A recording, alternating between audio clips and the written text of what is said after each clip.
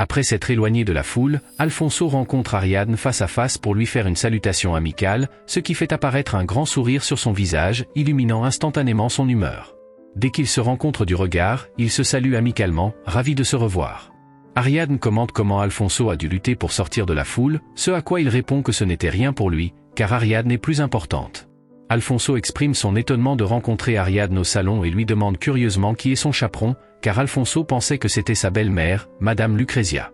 Ariadne explique que ce n'est pas sa belle-mère, mais qu'elle est accompagnée par sa tutrice, Madame Romani, ce qui réjouit Alfonso de savoir qu'elle est bien entourée. Il semble qu'Ariadne soit très contente de sa tenue cette fois-ci, plus que la précédente, ce qui le pousse à faire remarquer le sujet de l'épingle à cheveux qu'il lui avait envoyé par un messager. Après avoir évoqué l'épingle à cheveux, Ariadne affirme qu'elle veillera à le porter la prochaine fois, car il ne s'accordait pas avec sa robe cette fois-ci pour l'événement. Mais elle ne peut pas dire que ce n'est pas vraiment son style de porter quelque chose de ce genre, sachant que cela pourrait le contrarier. Pendant qu'Alfonso continue de parler de la chaleur et des séances d'escrime, Ariadne le conduit vers un endroit où se trouvent des fleurs, ce qui envoûte Alfonso par sa beauté, ainsi que par les charmantes fleurs sur les arbres. Alors qu'ils entrent tous les deux dans le jardin rempli de fleurs, Alfonso remarque que personne ne pourrait les voir ensemble, puisque les buissons sont si hauts, qu'ils les cacheront des regards des gens. Réalisant cela de manière encore plus forte, il garde le silence tout en pensant à quelque chose de plus romantique, bien qu'il se dit à lui-même qu'ils ne sont que des amis tout en cachant son visage rouge. Lorsqu'Alfonso offre à Ariadne une fleur d'un des arbres, Ariadne affirme que la dame du salon ne serait pas si indulgente quant à la situation. En découvrant cela, Alfonso insiste sur le fait qu'il existe des moyens de cacher les fleurs sous sa jupe, parce que Ariadne craint de devoir jeter les fleurs avant de quitter les lieux. Ariadne continue à rire en écoutant Alfonso, il lève la main et la soulève pour qu'elle puisse cueillir une des fleurs de son choix, ce qui laisse Ariadne ébahie, car elle ne s'attendait pas à une telle attention. Elle finit par choisir l'une des fleurs les plus belles. Tandis qu'Ariadne est concentrée sur la fleur, Alfonso continue de la regarder comme si elle était bien plus précieuse que la fleur elle-même. Après qu'ils aient terminé de cueillir les fleurs, l'annonce de l'exposition commença. Le marquis et la marquise sont remerciés pour leur hospitalité. Le nom du prince Alfonso de Carlo est aussi mentionné pour sa présence. L'homme qui annonce les noms des nobles se présente comme Vicenzio de la République de Porto, ce qui fait réaliser à Ariadne que la statue de Victoria Nick a réussi à attirer une grande foule, car elle n'a jamais vu autant de nobles réunis en un seul endroit. Vicenzio commence alors la présentation avec des œuvres de petits peintres renommés. Dès que la Vierge Marie de Narcisse est annoncée pour les enchères, Ariadne lève la main, sachant qu'en raison de la faible popularité du peintre, personne d'autre ne voudra l'acheter sauf elle, car elle sait déjà que la valeur du peintre augmentera sûrement à l'avenir. Elle envisage d'acheter les peintures pour en bénéficier davantage dans le futur. Mais alors qu'elle se réjouit de sa stratégie, quelqu'un à côté d'elle commence à enchérir sur le tableau. Il s'avère que la personne qui gêne ses plans n'est autre que le comte César, le prétendu méchant de sa vie. Lorsqu'Ariadne jette un coup d'œil à César, il la regarde en retour avec le même air suffisant, ce qui indique qu'il tente de la provoquer. Il est le genre de personne qui ferait tout pour s'emparer de quelque chose qui intéresse quelqu'un afin de les faire se sentir insignifiants. Consciente de ce qu'elle doit faire, Ariadne lève de nouveau la main pour enchérir sur le tableau, défiant encore César, et elle finit par remporter l'enchère avec un montant de 10 ducats. Elle réfléchit alors au fait qu'elle doit maintenant payer plus cher pour le tableau à cause de César, mais elle a atteint son objectif de la journée, puisqu'elle pourra s'asseoir et regarder la suite de l'enchère en paix. Juste après, la statue de Victoria Nick est présentée devant la foule, et Ariadne se prépare à voir le drame se dérouler. Alors qu'elle commence à croquer des biscuits avec excitation, tous les nobles autour du salon commencent à parler de la magnifique statue devant eux, comme s'ils n'avaient jamais vu quelque chose d'aussi fascinant dans toute leur vie, avec une douce teinte rose sur son corps. Ensuite, l'enchérisseur annonce le prix de départ à 1200 ducats, ce qui fait qu'Ariadne se souvient de la personne qui avait remporté l'enchère dans sa vie précédente, mais il semble qu'elle peine à se rappeler qui c'était, alors qu'elle est plongée dans ses pensées. Alfonso appelle l'homme, affirmant qu'il faut commencer les enchères, ce qui fait qu'Ariadne s'étonne, ne s'attendant pas à ce qu'il commence à enchérir sur la statue. En même temps, le comte Marcello commence à enchérir sur la statue avec un montant de 1300 ducats, ce qui fait qu'elle pense qu'elle sera tranquille puisqu'Alfonso ne semble pas vouloir enchérir à nouveau sur la statue. Mais elle se trompe car Alfonso continue d'enchérir sur la statue jusqu'à 1500 ducats et cela continue sans fin entre Alfonso et Marcello. Peu après, le montant atteint 2000 ducats, au bénéfice d'Alfonso. Ariadne réalise qu'elle doit faire quelque chose, car elle ne peut pas laisser Alfonso gagner la statue. Elle continue de murmurer et il semble que César entend ses murmures et il finit par lui demander de quoi il s'agit. Mais sans écouter ses paroles, le comte César révèle au public qu'Ariadne a dit que ce serait une idiotie d'acheter une telle sculpture, ce qui fait murmurer toute la foule et fait penser à Ariadne que César a dû perdre tout son bon sens. Ensuite, après avoir entendu César faire une telle déclaration, Vicenzio commence à réagir. Il demande à la foule comment quelqu'un peut faire une telle affirmation, puis, Pour rejeter la faute sur Ariane, César lui pointe de nouveau du doigt comme s'il serait mieux de lui poser la question. Mais au lieu de laisser Ariane gérer la situation, César exige de l'homme des preuves sur l'authenticité de la statue, suggérant qu'il y a d'innombrables chances pour qu'elle soit une contrefaçon. Dès qu'il termine sa déclaration, la foule recommence à murmurer, se demandant comment la célèbre statue de Victor Yannick pourrait être une contrefaçon. Pour redresser la situation, Ariane affirme à César qu'elle n'a pas fait une telle déclaration, mais il insiste, disant qu'elle est celle qui a fait une telle affirmation, ce qui agace encore plus Ariane, compliquant encore plus la situation. Vicenzio finit par appeler Ariane depuis la foule, demandant qu'elle explique la situation elle-même, ce qui lui fait se demander quel péché elle a pu commettre pour se retrouver dans une telle situation. Ariane commence alors à pleurer devant toute la foule, se comportant comme une petite fille qui ne sait rien des statues et de leur authenticité, affirmant que tous les nobles s'attaquent à quelqu'un comme elle, car ils croient qu'elle est une fille naïve sans aucune connaissance sérieuse sur la statue.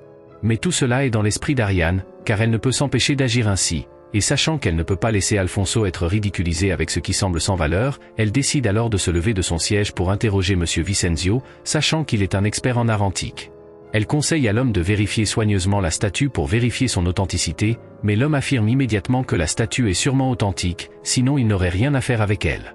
Avec une pleine confiance, Ariane demande alors à César de lui remettre son club, sachant qu'il en porte sûrement un. Surpris, César décide de donner à Ariane son club.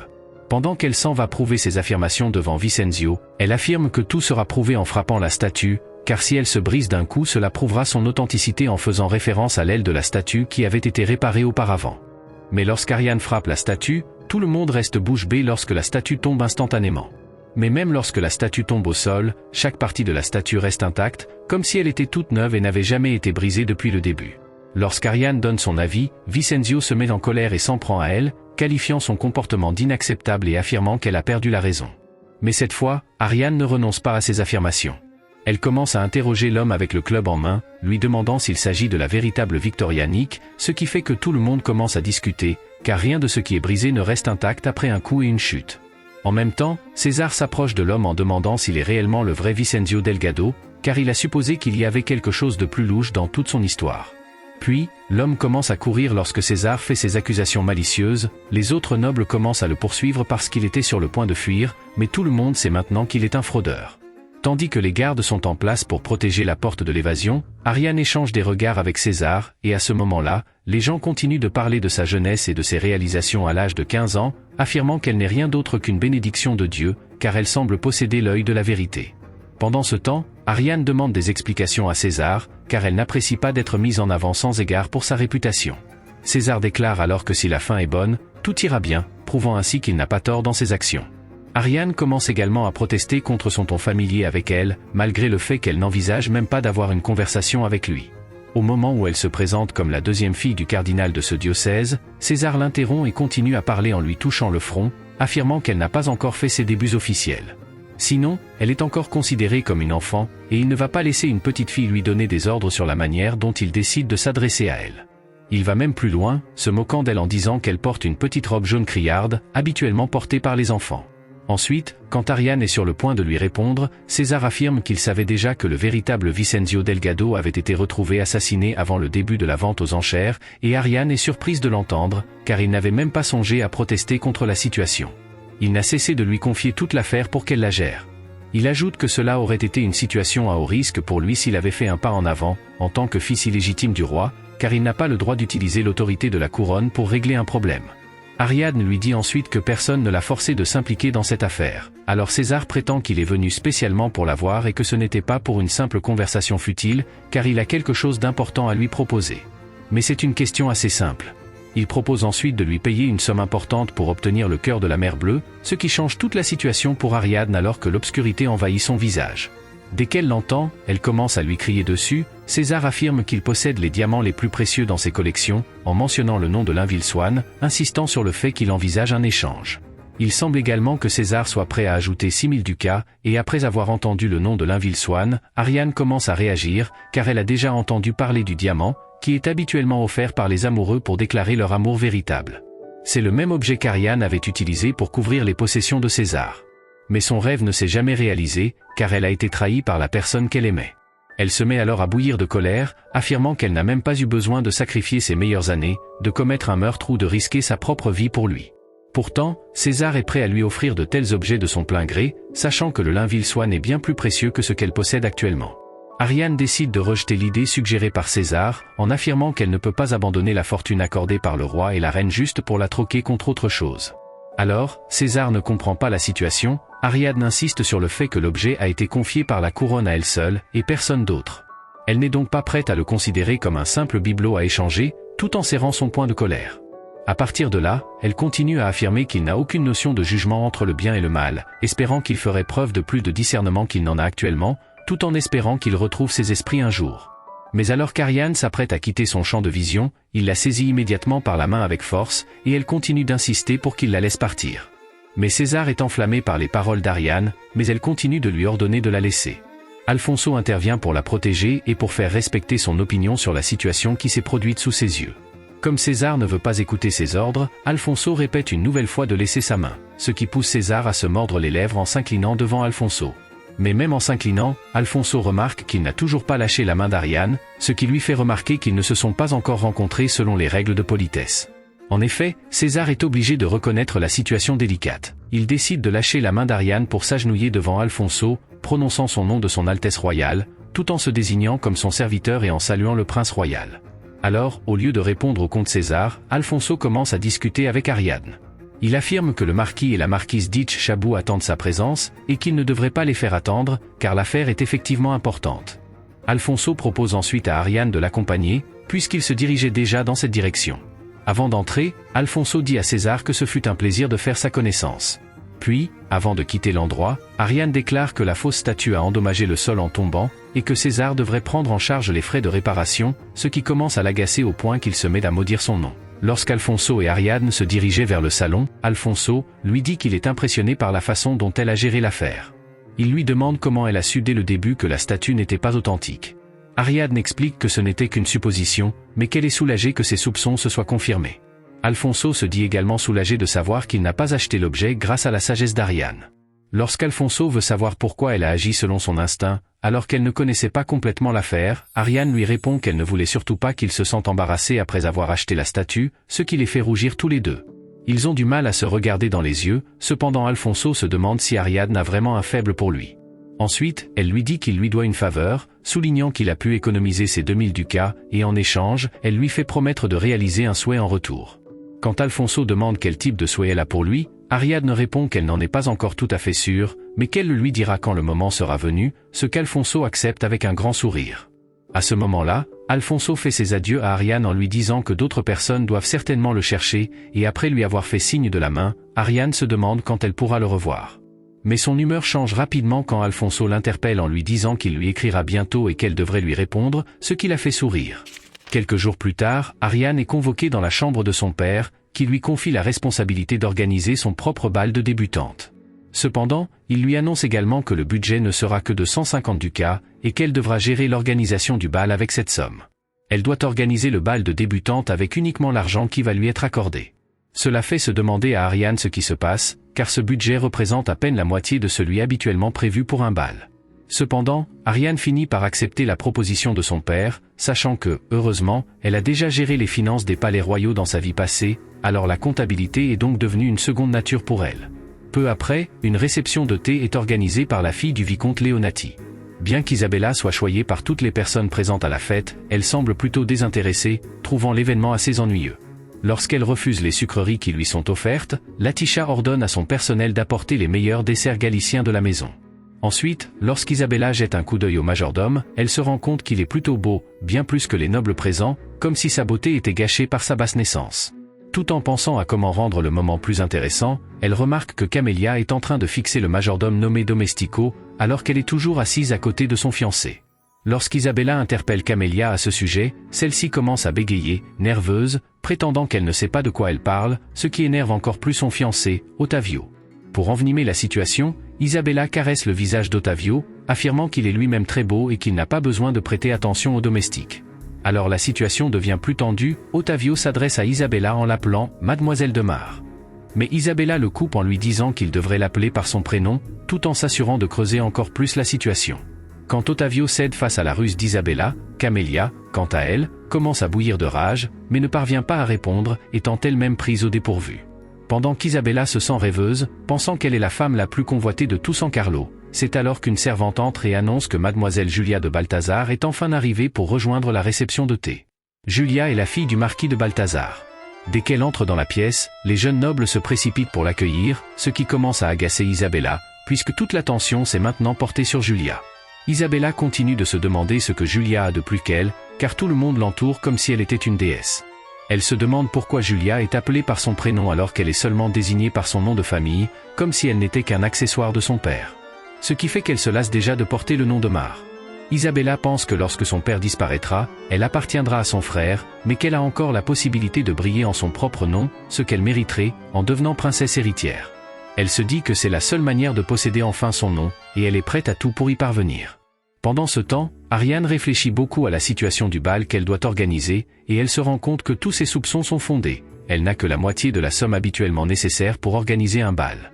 Peu après, Madame Marini, de la maison de couture Ragione, entre dans la pièce pour prendre ses mesures tout en complimentant toutes les particularités de son corps. Quand Marini tente de la convaincre de porter une tenue plus révélatrice, Ariane réalise qu'elle doit changer cela, ayant déjà fait face à ce genre de problème dans sa vie passée. Marini et les servantes insistent, affirmant qu'elle ne la décevra pas, jurant sur son nom. Et quand Marini mentionne la question de son partenaire, Ariane commence à rêver d'Alfonso.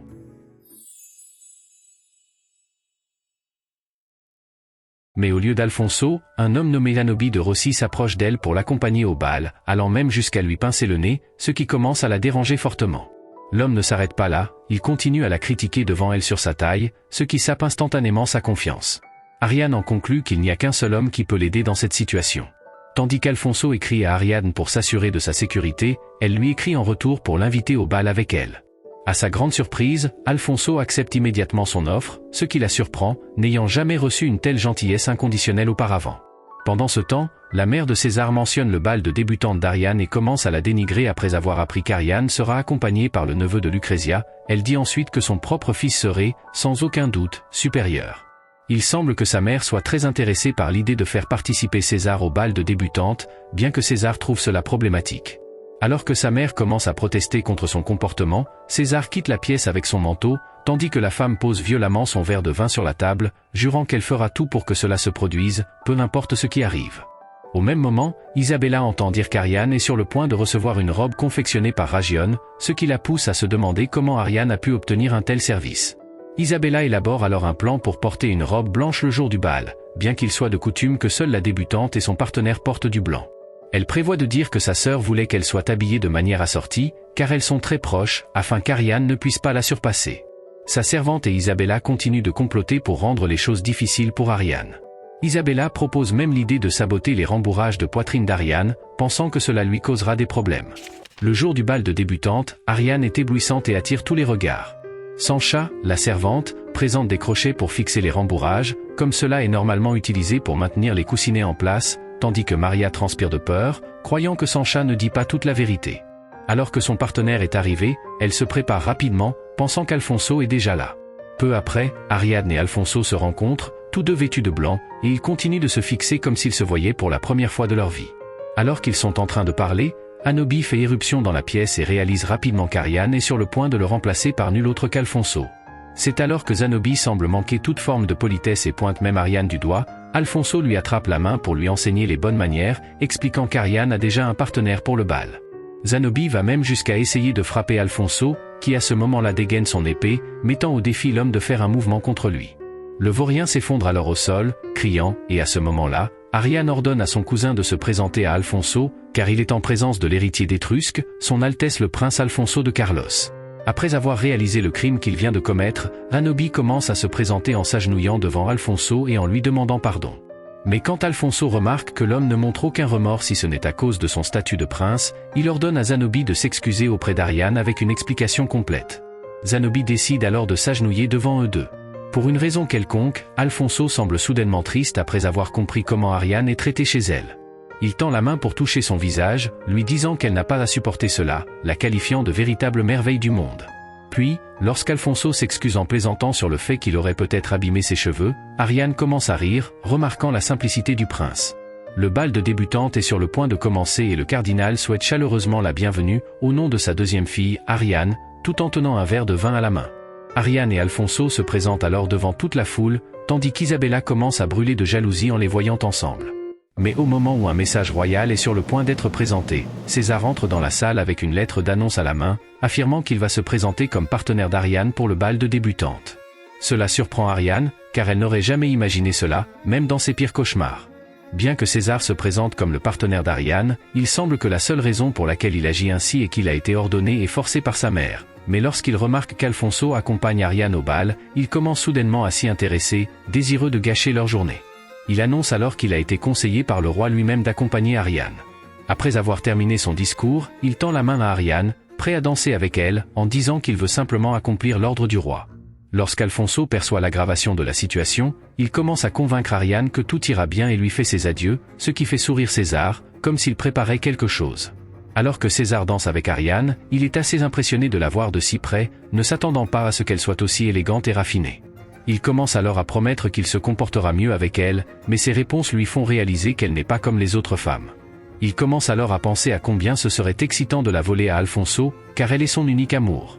Pendant ce temps, Isabella, voyant Alfonso tout seul, fait tomber un vase pour faire croire qu'il lui a demandé de danser avec elle en public. Alors, Alfonso, comprenant la situation, n'a d'autre choix que d'accepter sa proposition. Isabella commence alors à comploter contre sa sœur auprès d'Alfonso, mais il n'est pas facilement influençable, ce qui énerve grandement Isabella. D'un autre côté, à la fin de la danse, Ariane s'échappe de César pour rejoindre Alfonso. Alors que la valse est sur le point de commencer, quand Alfonso la retrouve, il lui demande sa main pour commencer la valse, sachant qu'elle acceptera, et c'est ce qui se passe. Pendant qu'il danse, Alfonso remarque qu'il ne comprend pas pourquoi Isabella est considérée comme la plus belle, puisqu'il ne peut que la comparer à sa sœur. Alors qu'ils sont sur le point de faire monter la danse d'un cran, soudain, la partie supérieure de la robe d'Ariane se déchire, les laissant tous les deux stupéfaits. À ce moment-là, Ariane ne peut s'empêcher de penser que maintenant, toute l'assemblée peut voir sa poitrine exposée devant eux. Mais dès que l'incident se produit, Alfonso couvre sa robe avec sa veste pour l'emmener à la salle de poudre, mais Ariane lui demande de la conduire dans sa chambre. Une fois dans la chambre, les servantes se précipitent pour aider Ariane, qui a désespérément besoin de leur assistance. Tandis qu'Alfonso essaie de la soutenir mentalement, Ariane commence à trembler, se souvenant de ce qui s'était passé dans sa vie précédente à cause des commentaires et remarques en général. Lorsqu'elle commence à pleurer toute seule, Alfonso tente de lui apporter un soutien mental, mais il peine à le faire. Après avoir trouvé un peu de courage, il finit par la prendre dans ses bras pour la réconforter, lui faisant croire que tout ira bien, car il est à ses côtés. Ariane commence alors à se sentir mieux, mais elle est toujours sous le choc, pensant que tout le monde l'avait vue dans cet état. Alfonso essaie de la calmer en louant sa beauté, mais Ariane semble ne pas comprendre. Puis, lorsqu'Alfonso développe ses compliments, expliquant qu'il a couvert son corps car il ne voulait pas que quiconque d'autre la voie, il se lève soudainement de son siège, déclarant qu'il a trop tardé, et quitte la pièce pour lui laisser un peu d'intimité.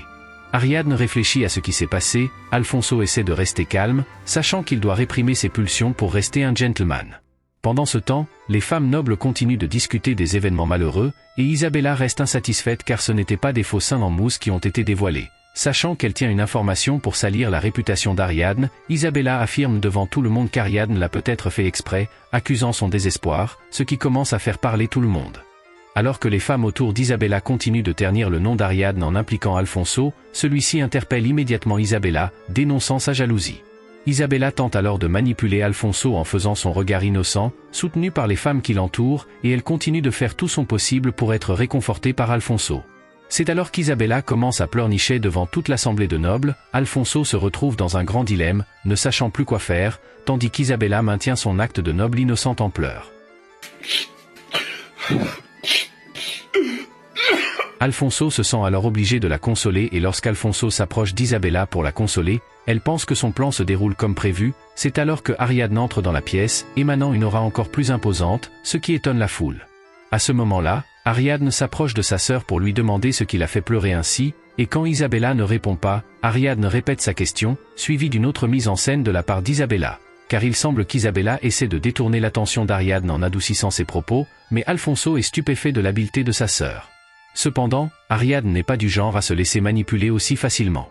Elle confronte directement Isabella, lui demandant comment elle a pu dire de telles choses sur son corps, tout en pleurant elle-même pour retourner le jeu contre sa sœur.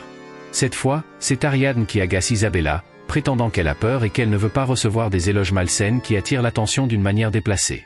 Le drame commence à faire parler tout le monde de l'incident, et ils prennent parti pour Ariadne, la considérant comme la victime, tandis qu'ils commencent à blâmer Isabella, supposant qu'elle est la principale coupable ayant voulu nuire à sa jeune sœur. Certains mentionnent même que c'est peut-être à cause de son statut de demi-sœur qu'Isabella aurait été manipulée pour commettre un tel acte, ce qui est jugé méprisable par tout le monde. Isabella tente alors de se défendre, affirmant que ce n'était pas ce qu'elle voulait dire, et alors qu'elle est sur le point de toucher la main d'Ariadne, cette dernière se retire, affirmant que, bien qu'elle soit peut-être sa demi-sœur, l'incident est trop honteux et cruel envers elle, alors qu'elle a toujours essayé d'être une bonne sœur. Quand Ariadne commence à s'éloigner d'Isabella, cette dernière l'appelle, disant que tout cela n'était qu'un énorme malentendu, mais sa tentative de se rattraper échoue, car les nobles autour d'elle commencent à parler de ses actions. Ils devinent maintenant qu'Isabella avait assorti leur tenue par pur esprit de vengeance, et avec cet incident tout devient clair pour tout le monde. Puis tout le monde commence à discuter du fait qu'Isabella a été celle qui a répandu les nouvelles embarrassantes en prétendant que sa sœur avait déchiré sa robe parce qu'elle aimait recevoir de l'attention, ce qui peint Isabella comme une personne malveillante prête à tout pour aller contre elle. Cependant, les gens continuent de parler de l'incident, on voit Ariadne sourire d'un air diabolique, s'éloignant de la scène, croyant désormais que son plan a sûrement fonctionné. Finalement, au moment où Ariadne atteint les escaliers du 2e étage, Isabella l'approche à nouveau, l'appelant de derrière et quand elle remarque qu'Ariadne ne l'entend pas, elle commence à la harceler en lui tenant la main tout en la maudissant avec divers noms. Isabella fait de son mieux pour confronter sa sœur, affirmant qu'elle a inventé des mensonges à son sujet. Et au moment où elle essaie de lever la main contre Ariadne, celle-ci attrape presque instantanément sa main pour l'insulter, lui murmurant à l'oreille d'apprendre à fermer sa bouche ou elle lui tranchera la gorge. Ariadne souhaite même le mal à Isabella et la prévient d'être prudente la prochaine fois, car il se pourrait bien qu'elle se blesse si elle dépasse les limites, ce qui laisse Isabella sans voix. Elle n'a rien de plus à faire que de maudire Ariadne. Un peu plus tard, on voit Isabella réfléchir à ses choix, réalisant qu'elle avait prédit qu'Ariadne ne dirait jamais un mot contre elle, mais maintenant, tous ses rêves s'effondrent sur sa tête. Elle comprend qu'elle devra agir en utilisant ses amis pour isoler complètement Ariadne de la haute société. Isabella va alors pleurer directement auprès de ses amis, leur faisant part de sa malchance et de tout ce qui lui arrive pour qu'elle la console immédiatement. Elle commence à leur dire comment Ariadne voulait qu'elle porte une robe blanche, et qu'elle ne comprend pas pourquoi les autres en parlent, comme si elle l'avait fait exprès. Isabella ajoute même qu'elle a prêté ses vêtements à Ariadne et l'a aidé à s'adapter à San Carlo, non seulement cela, mais elle l'a également aidé dans ses études, se demandant si elle n'avait pas fait beaucoup d'efforts pour elle. Les gens autour d'elle commencent à la consoler, disant qu'elle a été trahie par Ariadne pour l'affection du prince Alfonso, car elle est jalouse d'elle. Mais pendant que toute la scène se déroulait, quelqu'un n'appréciait pas vraiment de voir Isabella comploter contre sa sœur, qui n'avait aucune idée de ce qui se passait en arrière-plan. Au moment où Lady Balthazar interpelle Isabella, en disant qu'elle peut voir que les rembourrages de poitrine semblent glisser, Isabella pousse un cri, la traitant de traître pour l'avoir révélée. Ensuite, Lady Balthazar s'approche d'Ariadne pour l'inviter à la soirée de thé qu'elle organise chez elle la semaine suivante. Ariadne n'en revient pas de vivre cela, car cela ne lui est jamais arrivé dans toute sa vie. Elle accepte immédiatement l'invitation et déclare qu'elle attend l'événement avec impatience. Plus tard, le cardinal semble choqué, sachant que le coût d'un simple bal s'élève souvent à 300 ducats et 500 ducats pour un bal extravagant. Mais cependant, le fait qu'il n'ait donné à Ariadne que 150 ducats pour préparer son bal semble un peu exagéré. Mais le plus surprenant, c'est qu'Ariadne a réussi à économiser 12 ducats, alors que 150 n'était même pas suffisant pour organiser le bal. Ensuite, Ariadne laisse le registre détaillé des dépenses à son père, le cardinal est stupéfait de voir qu'elle a pu créer un registre, car il ne lui a jamais appris à en faire un. Elle explique ensuite qu'elle a trouvé un livre dans son bureau, et qu'elle a suivi les instructions pour essayer de le faire. Après avoir entendu cela, le cardinal ordonne immédiatement à quelqu'un d'appeler Lucrezia dans son bureau. Elle se trouve dans une situation délicate en étant convoquée soudainement. En même temps, Lucrezia est confuse de voir Ariadne derrière elle et lorsque Lucrezia se retourne vers Ariadne, le cardinal exige des explications sur la gestion de leur argent. Il n'avait jamais posé ce genre de questions auparavant, elle est stupéfaite, car il ne s'est jamais mêlé des affaires domestiques. Puis, l'idée qu'il ait découvert qu'elle détournait de l'argent pour sa propre famille commence à peser lourdement sur elle. Le cardinal évoque ensuite le montant d'argent qu'elle avait utilisé pour la fête d'adieu d'Hippolito, où seulement quelques invités étaient présents, mais elle avait quand même dépensé plus de 500 ducats sans lui demander la permission. Ensuite, il mentionne aussi qu'elle a dépensé 50 ducats rien que pour la robe d'Isabella pour le bal. Au lieu de battre en retraite, Lucrezia affirme qu'il est normal de dépenser autant d'argent en organisant une fête et tente de soutenir son affirmation. Elle ajoute que ça fait 20 ans qu'elle gère les affaires du ménage, donc il devrait avoir confiance en elle. Sentant que crier pourrait lui donner un meilleur soutien, elle commence à lui faire remarquer comment il n'a pas assez confiance en elle et à ce moment-là, le cardinal s'emporte, faisant remarquer qu'elle devrait être celle qui rembourse la confiance qu'il lui a accordée jusqu'à présent. Il commence à expliquer comment Ariadne a réussi à organiser un bal avec 138 ducats, ce qui lui montre à quel point elle a dépensé de manière extravagante l'argent de leur famille. Le montant de 138 ducats pèse lourdement dans son esprit, et le cardinal prend la décision de laisser Ariadne gérer directement ses propres dépenses. Pendant ce temps, Isabella n'est pas autorisée à dépenser plus d'argent qu'Ariadne non plus. Mais Lucrezia n'est pas prête à accepter cela, car elle ne pense pas qu'il soit juste de laisser Ariadne avoir une fraction de son autorité.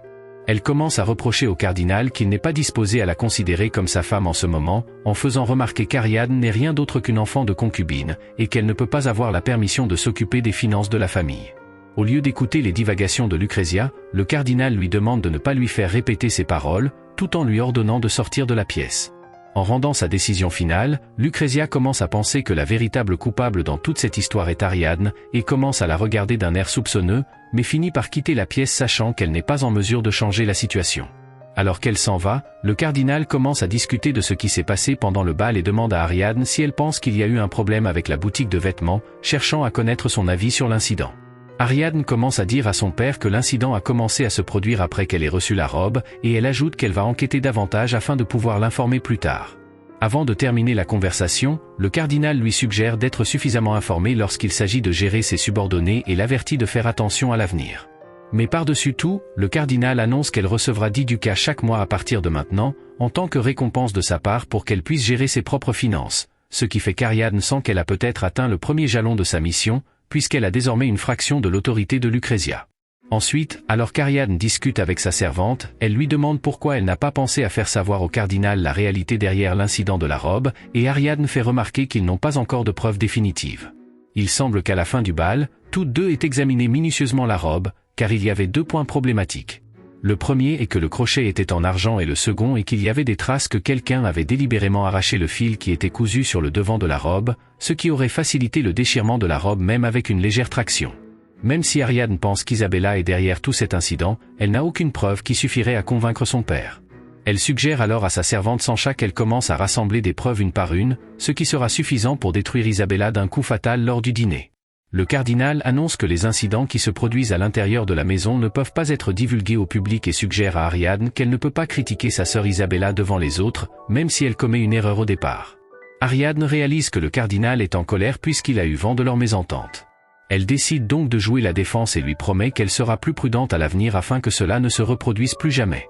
Ensuite, le cardinal aborde le sujet d'Isabella, lui demandant pourquoi elle se mettrait à parler du corps de sa sœur cadette car une jeune femme adulte devrait savoir quand parler et quand ne pas parler, surtout quand il s'agit de sa sœur. Au lieu de clarifier l'incident à son père, Isabella commence à pleurer devant la table du dîner, affirmant qu'elle n'a pas dit ces choses, rejetant la faute sur Camélia, qui a suggéré qu'Ariadne avait peut-être été celle qui avait causé l'incident intentionnellement. Après avoir entendu cela, le cardinal est confus et Lucrezia rugit, disant qu'il devrait croire davantage sa fille plutôt que d'écouter les autres. Puis, le cardinal s'excite, criant qu'il pourrait avoir mal compris la situation. Arabella finit par faire tomber sa nourriture sur la table, ce qui amène le cardinal à la qualifier d'imbécile. Même sa propre mère la méprise.